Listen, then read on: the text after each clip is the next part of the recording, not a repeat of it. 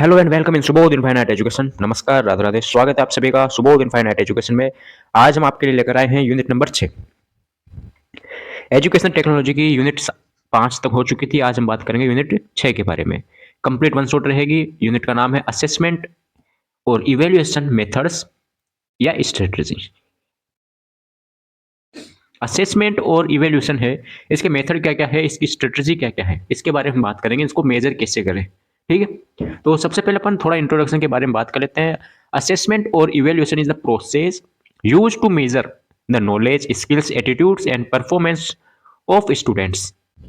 कि sir assessment और evaluation होता क्या है? असेसमेंट और इवेल्यूशन एक ऐसी प्रोसेस होती है जिसमें हम स्टूडेंट की परफॉर्मेंस को मेजर करते हैं, हम स्टूडेंट की एटीट्यूड को मेजर करते हैं, उसकी स्किल को, उसके नॉलेज को मेजर करते हैं कि स्टूडेंट, जो भी हमारे पास स्टूडेंट्स है, उनकी परफॉर्मेंस कैसी है, उसका एटीट्यूड कैसा है, उसकी स्किल्स कैसी है, उसकी नॉलेज कैसी है, इन सभी को हम मेजर करते हैं। वो आता है उस प्रोसेस में। उस प्रोसेस को बोलते हैं असेसमेंट एंड इवेल्यूशन। ओके, ठीक है सर। इट हेल्प्स टीचर, जो असेसमेंट एंड इवेल्यूशन है, ये क्या करता है? टीचर्स को हेल्प करता है। किसमें? It helps teachers to know how much the learners has achieved from given learning objectives. कि जो भी लर्नर्स है, जो स्टूडेंट्स है या लर्नर है, जिनको हमने कुछ ऑब्जेक्टिव दिए हैं, जिनको अचीव करने के लिए, वो कितने, मतलब वो है, मतलब कि जो भी लर्नर्स है, उनको जो ऑब्जेक्टिव दिए हैं, उन कितनों ने अचीव किए, उस ऑब्जेक्टिव्स को कितनों ने अचीव किया है, ये हेल्प करता है टीचर को जानने के लिए। ठीक है sir.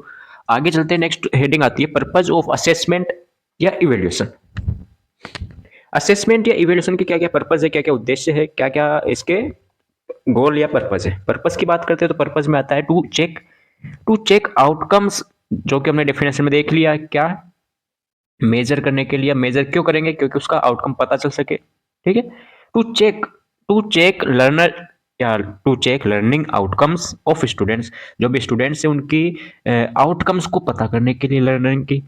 To identify strength and weakness, जो स्टूडेंट्स है उनकी क्या वीकनेस है, क्या स्ट्रेंथ है, क्या उनकी कमजोरी है, क्या उनकी पावरफुल है, क्या उनका अच्छा है, तो उनको आइडेंटिफाई करने के लिए। To improve teaching and learning process है, उसको इम्प्रूव करने के लिए।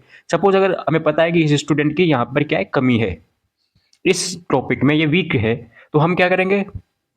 उस टॉपिक को इम्प्रूव करेंगे, तो टीचिंग एंड लर्निंग इम्प्रूव होगी। टू मोटिवेट लर्नर्स, जो भी लर्नर्स है, जो भी स्टूडेंट्स है, उनको मोटिवेट करेंगे।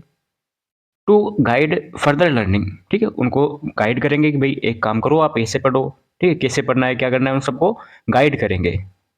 अब भी बोल रहा हूँ, हम एजुकेशन टेक्नोलॉजी क्यों पढ़ रहे हैं?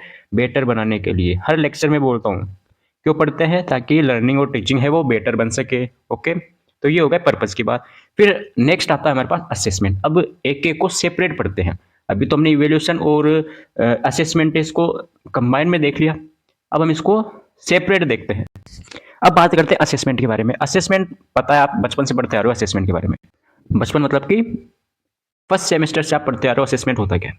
असेसमेंट क्या होता है? किसी भी चीज को असेस करना असेसमेंट होता है। नर्सिंग केयर प्लान में पढ़ा हमने, वही है assessment. Assessment is the process of gathering and interpreting evidence of on change in behavior all student as they progress through school। ठीक है। क्या होता है असेसमेंट? असेसमेंट क्या है कि जो भी हमारे पास स्टूडेंट्स है, उनकी उनके बिहेवियर कहाँ पे वो चेंज हो रहे हैं, कैसे चेंज हो रहे हैं, ठीक है, उन सभी को कलेक्ट करना, डाटा वगैरह है उनको कलेक्ट करना, इंटरप्रेट करना, उनकी व्याख्या करना, एक तरीके से उनको समझाना। ये सभी किसमें आता है? असेसमेंट में आता है। Principle in selection of assessment method. Assessment method के क्या क्या प्रिंसिपल होते हैं सेलेक्ट करने के लिए, कि कैसे असेस करें। भाई असेसमेंट है, असेसमेंट पढ़ लिया आपने। असेसमेंट के मेथड है। असेसमेंट के क्या है? मेथड। असेसमेंट के मेथड मतलब कि हम उसको कैसे असेस कर सकते हैं, हमारे पास कौन कौन सी मेथड है, कौन कौन सी स्ट्रेटजी है, उनको हम मेजर करेंगे। तो मेजर कौन कौन से मेथड से करें, उनका सिलेक्शन करना है हमें, उन मेथड का सिलेक्शन करना है। तो किस बेसिस पर हम यह सेलेक्ट कर सकते हैं? तो फर्स्ट आता है शुड मैच लर्निंग ऑब्जेक्टिव, कि जो मेथड होने चाहिए हमारे पास। अभी मेथड पढ़ेंगे, आगे दो मेथड पढ़ेंगे। तो जो हमारे पास मेथड होने चाहिए मेजर करने के लिए, असेसमेंट को मेजर करने के लिए जो मेथड होने चाहिए, वो कैसे होने चाहिए? शुड मैच लर्निंग ऑब्जेक्टिव, वो लर्निंग ऑब्जेक्टिव से मैच होने चाहिए। कि हमारे पास जैसे सपोज कोई ऑब्जेक्टिव है, उनसे मैच करने चाहिए, ये नहीं कि दूसरा मेथड ले रही है काम में। नॉर्मल एग्जांपल से समझते हैं, सपोज किसी की अगर हमें वेट, किसी का हमें वेट मेजर करना है तो हम उसको कैसे मेजर करेंगे? वेट की मशीन से तो करेंगे, ठीक है, बहुत सारी मेथड होते हैं उससे तो करेंगे, ये नहीं कि हम हाइट वाले से करें, इंच टेप से थोड़ी करेंगे वेट में वेट, ठीक है। वैसे ही है कि वो किससे मैच खाना चाहिए, ऑब्जेक्टिव से मैच होनी चाहिए। Should be valid and reliable, reliable, should be valid and reliable होने चाहिए, ठीक है। मतलब ये है कि हाँ भाई ये सही है, मेथड सही है, रिलायबल होने चाहिए, हमें उस पर ट्रस्ट होना चाहिए, विश्वास होना चाहिए। Should B objective and unbiased, unbiased and objective होना चाहिए। ऑब्जेक्टिव तो हमने देख लिया, अनबायस्ड, बायस्ड क्या होता है सर? पहले बायस्ड पता करोगे तो आपको अनबायस्ड पता चल जाएगा। बायस्ड का मतलब होता है किसी के साथ पक्षपात करना। बायस्ड का मतलब क्या होता है? पक्षपात करना या पार्शलिटी करना। जैसे यार ये स्टूडेंट मेरा खास है, इसको तो मैं अच्छे नंबर दूंगा, होते ना कॉलेज में, तो वो नहीं होने चाहिए कि यार ये स्टूडेंट मेरा काम करता है तो इसको तो मैं अच्छे नंबर दूंगा, ये नहीं होने चाहिए। या फिर यार ये हमेशा स्माइल करता रहता है तो इसको अच्छा नंबर देना चाहिए, तो ऐसा नहीं होना चाहिए। ये होता है बाइस्ड, ठीक है। और अनबाइस्ड क्या है? इसका उल्टा, मतलब कि पक्षपात ना करना, किसी के साथ पक्षपात या फिर पार्शलिटी नहीं करना ही क्या होता है? अनबाइस्ड होता है। तो वो प्रिंसिपल या जो मेथड है वो अनबाइस्ड होने चाहिए, किसी के साथ पार्शलिटी नहीं करनी चाहिए। Should be feasible and practical. Feasible and practical क्या होता है सर? कि जो भी हम यूज ले रहे हैं मेथड, वो एक तो प्रैक्टिकल होने चाहिए, प्रैक्टिकल पता है आपको, एंड फेसिएबल होने चाहिए, मतलब कि टाइम कंज्यूम ना हो, टाइम सेविंग मेथड होने चाहिए, टाइम सेविंग मेथड होने चाहिए। जो भी हम मेथड काम में ले रहे हैं उनके जो भी इंस्ट्रूमेंट काम में आएंगे वो हमारे पास अवेलेबल होने चाहिए। इंस्ट्रूमेंट बोल दो या फिर या रिसोर्सेज बोल सकते हैं अपन, कि जो भी स्टूडेंट है जिसको मेजर कर रहे हैं उन मेथड में सारे रिसोर्सेज अवेलेबल हो, ऐसे मेथड यूज लो ताकि रिसोर्सेज अवेलेबल हो हमारे पास, ठीक है, और टाइम कंज्यूमिंग ना हो, टाइम सेविंग हो वो। Two should provide feedback for improvement, और अगर हमने मेजर कर लिया तो फीडबैक प्रोवाइड करो ताकि स्टूडेंट इंप्रूव कर सके अपने आप में। Should cover all domains of learning, जो भी लर्निंग है उसके सभी डोमेन से वो कवर होने चाहिए। डोमेन्स मतलब क्या होगा सर? डोमेन्स का मतलब है ताकि सारे एरिया है वो कवर हो सके, सारे एरिया कवर हो सके, मतलब कि स्टूडेंट है उसके सारे डेवलपमेंट है, ऑल डेवलपमेंट असेस हो सके, ठीक है। कोई भी मेथड यूज हो, जैसे ऑल डेवलपमेंट मेथड, जैसे कि मेंटल, ठीक है, मेंटल हो गया, फिजिकल हो गया, तो वो सभी क्या है उससे असेस हो सके, ये हमें काम में लेनी चाहिए मेथड। यहाँ तक आपको कोई प्रॉब्लम नहीं है? जो डोमेन्स है, डोमेन्स में फर्स्ट आता है आपके पास knowledge and second is attitude. Assessment के जो डोमेन्स होते हैं, अभी देखा हमने डोमेन्स, उसमें फर्स्ट डोमेन्स आता है knowledge and second is assessment, sorry attitude. अब नॉलेज की बात करते हैं। नॉलेज क्या होता है? Knowledge is the capacity of acquire, retain and use information, a mixture of comprehensive comprehension, experiences, skills etcetera. तो देखो, एक्सपीरियंस, डिस्क्रिप्समेंट एंड स्किल्स। तो देखो नॉलेज होता क्या है? नॉलेज एक, knowledge is the capacity, knowledge क्या है? कैपेसिटी है। किसकी कैपेसिटी है? Acquire, retain, use, acquire, retain and use. क्या यूज करे, क्या एक्वायर करे, क्या रिटेन करे? इंफॉर्मेशन। तो नॉलेज क्या है? नॉलेज एक ऐसी कैपेसिटी है ताकि हम एक्वायर कर सके, रिटेन कर सके, यूज कर सके इसको, इन्फॉर्मेशन को, मिक्सचर ऑफ कॉम्प्रेhension, एक्सपीरियंसेस, स्किल्स, डिस्क्रिप्समेंट है, इनको हम क्या कर सके? एक्वायर कर सके, रिटेन कर सके, उसको यूज कर सके, ये होता है नॉलेज। जबकि एटीट्यूड की हम बात करें, एटीट्यूड क्या होता है? Attitude refers to in inclination, attitude refers to inclinations to react in a certain way to certain situation, to see and interpret events according to certain predispositions or organize opinion into। क्या है भाई attitude? क्या है? आपके अंदर attitude है। अब attitude पता है आपको क्या होता है? एटीट्यूड एक ऐसा वे होता है, या फिर एटीट्यूड हम बोल सकते हैं, एटीट्यूड का मतलब रिएक्ट करना, एटीट्यूड का मतलब रिएक्ट करना certain way to certain situation, किसी ऐसी सिचुएशन में ऐसे तरीके से, सर्टेन सिचुएशन में सर्टेन वे से रिएक्ट करना ही एटीट्यूड होता है, ठीक है। अब जैसे आप हो, आप किसी के सामने एटीट्यूड दिखाते हो, तो अब एटीट्यूड दिखाते हो मतलब रिएक्ट करते हो। भाई कोई आपका अगर कोई दुश्मन है, ठीक है, जिससे आप बात नहीं करते हो, उसके सामने अलग एटीट्यूड दिखाते हो, जबकि कोई आपका पसंदीदा है ठीक है, उसके साथ अलग एटीट्यूड रहता है आपका। तो वही क्या होता है, एटीट्यूड होता है। तो अब इन दोनों के जरिए हम क्या करेंगे, मेथड है ये दोनों, अब इसके जरिए हम मेजर कर सकते हैं किसको, असेसमेंट को कैसे करें। असेसमेंट के दो मेथड है। असेसमेंट के कौन कौन से मेथड है जो कि नॉलेज को मेजर कर सकते हैं या फिर एटीट्यूड को मेजर कर सकते हैं। तो नॉलेज को मेजर करने के लिए मेथड है वो होता है assessment of knowledge is multiple choice बोल सकते हैं, एमसीक्यूज हो गए, मैचिंग टाइप हो गया, शॉर्ट नोट्स हो गए। तो इनसे हम नॉलेज को असेस कर सकते हैं। नॉलेज को असेस करने के लिए हमारे पास 3 मेथड होते हैं। मल्टीपल चॉइस क्वेश्चन दे दो आप, स्टूडेंट्स के ग्रुप है उसको मल्टीपल चॉइस क्वेश्चन दे दो कि चलो बताओ कितने सही होते हैं, नॉलेज देख लेंगे हम उनकी। मैचिंग टाइप क्वेश्चन दे दो, ए बी सी डी, ठीक है, वो इधर 1 2 3 4 लिख दो तो मैच करो उनको, ठीक है। और शॉर्ट नोट्स दे दो। इससे हम क्या है उसको मेजर कर सकते हैं स्टूडेंट की नॉलेज को, ठीक है सर। असेसमेंट ऑफ एटीट्यूड, अब एटीट्यूड को कैसे असेस करेंगे, तो इसके लिए होती है एटीट्यूड स्केल। एटीट्यूड स्केल, अब एटीट्यूड स्केल में क्या होता है, एटीट्यूड स्केल है कि ऐसे टूल्स होते हैं जिससे हम एटीट्यूड को मेजर कर सकते हैं। अब कैसे मेजर करेंगे इससे, तो जैसे स्टूडेंट्स का ग्रुप है आपके पास, स्टूडेंट का ग्रुप है, उन ग्रुप में एक कोई क्वेश्चन पुटअप कर लिया, क्वेश्चन हमने दे दिया स्टूडेंट को कि सपोज आपके पास कोई पेशेंट आता है, ठीक है, वो आईसीयू में पेशेंट है, तो आप सबसे पहले उसकी रिकॉर्ड मेंटेन करोगे, फिर ऑक्सीजन चढ़ाओगे, ठीक है। मान लो अगर उनको ऑक्सीजन की नीड है तो आप ऑक्सीजन उनके एडमिनिस्ट्रेशन करोगे, या फिर आप पहले रिकॉर्ड एंड रिपोर्ट है वो डॉक्यूमेंटेशन करोगे। क्या करोगे, आपके पास 2 काम है। तो अब कोई बोलेंगे सर हम ऑक्सीजन एडमिनिस्ट्रेशन करेंगे, ठीक है, कोई बोलेंगे सर हम तो ये रिकॉर्ड जरूरी है हमारे लिए। मान लीजिए अगर हमने ये चढ़ाया ऑक्सीजन और कुछ हो गया तो पहले तो रिकॉर्ड जरूरी है। तो 2 आपके पास ओपिनियन आते हैं, 2 आपके पास राय आती है, ठीक है। एग्री डिसएग्री हो गया एक तरीके से कि कोई तो ऑक्सीजन से एग्री है, कोई डॉक्यूमेंटेशन से एग्री है, ठीक है। तो ये होता है कौन सा, असेसमेंट ऑफ एटीट्यूड। लेकिन इसका सही आंसर आता है आपके पास ऑक्सीजन एडमिनिस्ट्रेशन करेंगे। रिकॉर्ड है वो हम बाद में करेंगे आईसीयू में, सबसे पहले हम क्या करेंगे, उसका ऑक्सीजन लेवल है वो एडमिनिस्ट्रेशन करेंगे, ऑक्सीजन चेक करके, ठीक है। नेक्स्ट आता है गाइडलाइंस टू डेवलप असेसमेंट। अब असेसमेंट को हमें डेवलप करना है तो उसके लिए कौन कौन सी गाइडलाइंस होती है। गाइडलाइंस होती है डिफाइन लर्निंग ऑब्जेक्टिव क्लियरली। जो भी हमारे पास ऑब्जेक्टिव है, ऑब्जेक्टिव का मतलब बताया मैंने आपको पहले पहले क्लास ली हो आपने, तो जो भी हमारे पास ऑब्जेक्टिव है उनको पहले क्लियरली आप क्या करो, डिफाइन करो कि ये तुम्हारे पास ऑब्जेक्टिव है, ठीक है। Select appropriate tools for each objectives. जो भी अभी टूल्स की बात करी हमने, टूल्स से मेथड की, तो उस ऑब्जेक्टिव के लिए सेलेक्ट कर लिया हमने।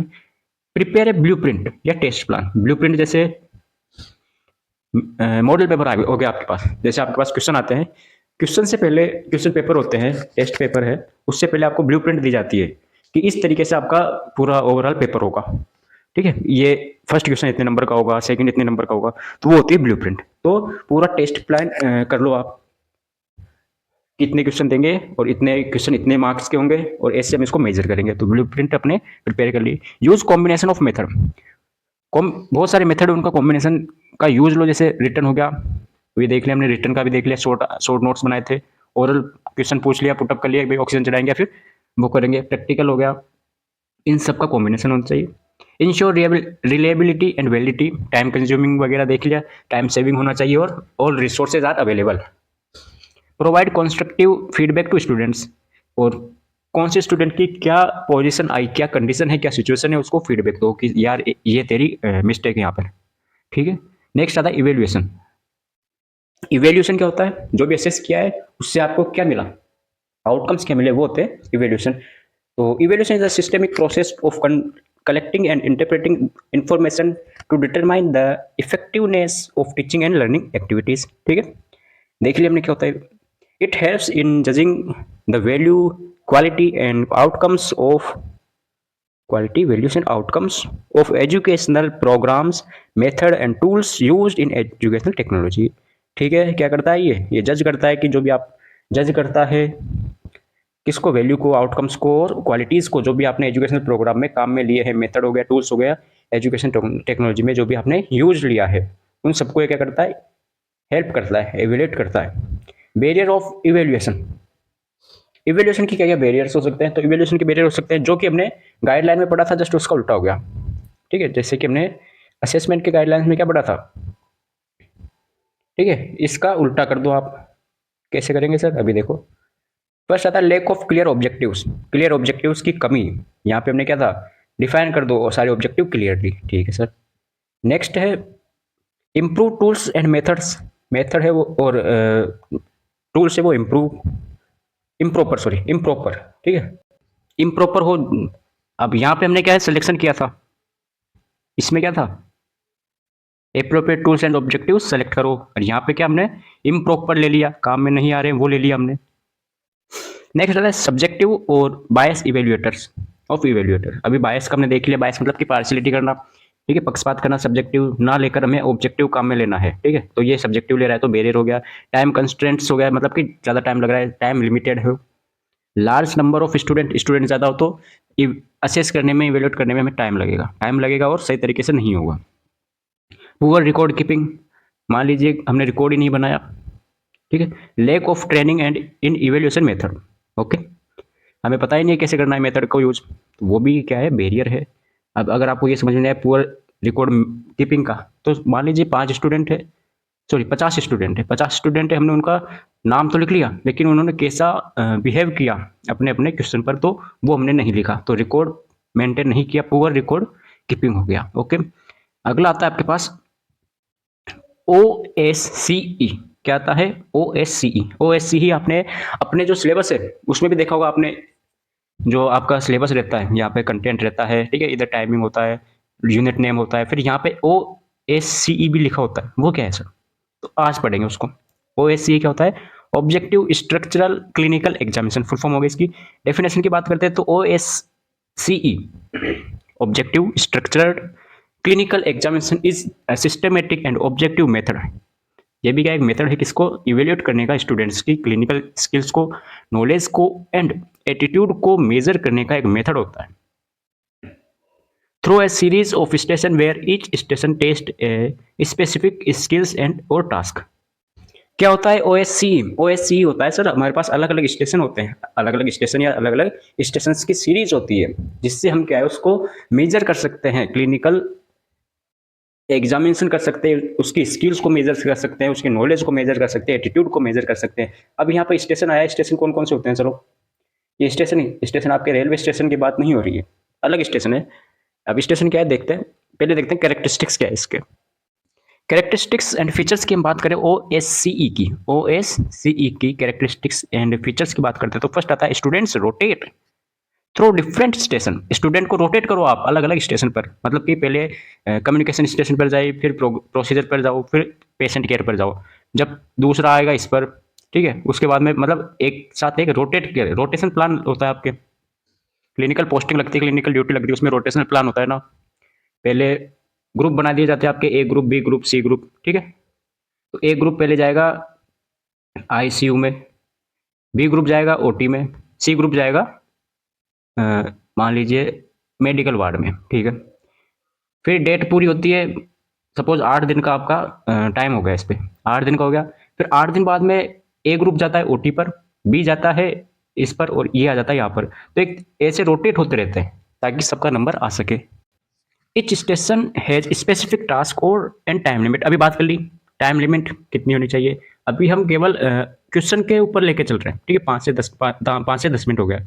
स्पेसिफिक टास्क होना चाहिए कि मान लीजिए आपको BP चेक करनी है, ग्रुप ए को दे दिया कि तुम BP चेक करो, ग्रुप बी को दे दिया तुम इसका रेस्पिरेशन चेक करो, ग्रुप सी को दे दिया ये चेक करो, तुम पल्स चेक करो, ठीक है। ऐसे अलग अलग को अलग अलग चेक करने के लिए बोल दिया। 5 से 10 मिनट का इनको टाइम होना चाहिए, स्पेसिफिक टास्क दे दिया आपने। Checklist based evaluation ensure objective trend examiners observe and mark performance, ठीक है। जो भी एग्जामिनर्स होता है वो ट्रेंड होना चाहिए, उनको ऑब्जर्व करें कितना क्या आया और मार्क्स दें उनकी परफॉर्मेंस के according. Both both practical and theoretical skills are tested, उनकी प्रैक्टिकल भी यूज लेनी चाहिए, जैसे भी बताया BP चेक करो, चेक करो आप, ठीक है, और थ्योरेटिकल भी उनके चेक होने चाहिए। पूछ लो उनसे कि नॉर्मल कितनी होती है BP, ठीक है, ऐसे एग्जाम्पल ले रहा हूँ मैं। अब स्टेशन की बात कर लेते हैं, टाइप ऑफ स्टेशन के बारे में। Types of station, procedure station, first आता है प्रोसीजर स्टेशन। प्रोसीजर स्टेशन क्या होता है, तो परफॉर्म एंड नर्सिंग स्किल, जैसे इंजेक्शन हो गया, ड्रेसिंग हो गई। एक स्टेशन क्या हो गया, प्रोसीजर स्टेशन, जहां पर आपको प्रोसीजर परफॉर्म करना है। किसी के इंजेक्शन लगाना है, किसी की ड्रेसिंग करनी, किसी को मान लो बीपी मेजर हो गया। सेकंड आता है सेकंड स्टेशन क्वेश्चन स्टेशन, जिसमें short answer answer short clinical question, कोई क्लिनिकल क्वेश्चन पूछ लिया आपसे, उसका आपको आंसर देना है, ठीक है। थर्ड आता है ऑब्जर्वेशन स्टेशन, इसमें क्या करना है, इंटरप्रेट फाइंडिंग और रिजल्ट। फोर्थ आता है कम्युनिकेशन स्टेशन, जिसमें आपकी कम्युनिकेशन स्किल्स को देखा जाता है कि कैसे आप बात करते हो, interact with stimulate patient, patient के साथ कैसे स्टिमुलेट करते हो, कैसे इंटरेक्ट करते हो, ठीक है। मतलब जो आपके प्रैक्टिकल होता है, वाइवा होता है, वही बात चल रही है यहाँ पे, ठीक है। भाई पहले आपको थ्योरेटिकल थ्योरेटिकल हो गया आपके पहले, फिर आपको क्लिनिकल भेजते हैं, ठीक है, प्रोसीजर हो गया, ठीक है। फिर ऑब्जर्वेशन के लिए हो गया आपके पास, ठीक है। तो प्रैक्टिकल हो गया, वाइवा हो गया, वो सभी आपके क्या होता है, OSCE होता है, ठीक है। तो ये लेक्चर यहीं पे कंप्लीट होता है। इसकी PDF आपको टेलीग्राम पे मिल जाएगी। 2 यूनिट और बची रही है इसकी, ठीक है। वो भी आपके जल्दी ही हो जाएगी, ठीक है। जल्दी क्या, आपको जो टाइम बताया उसके अकॉर्डिंग चल रही है, आपके एक भी दिन आपके डिले नहीं हुआ है लेक्चर, ठीक है। जिस टाइम पर बताया उस टाइम पर आया है। बाकी तो आपको पता ही है क्या करना है, पढ़ना है और क्या करना है, ठीक है। एग्जाम आ रही है तो मस्त रहे, पढ़ते रहे। मिलते हैं लेक्चर में। राधे राधे।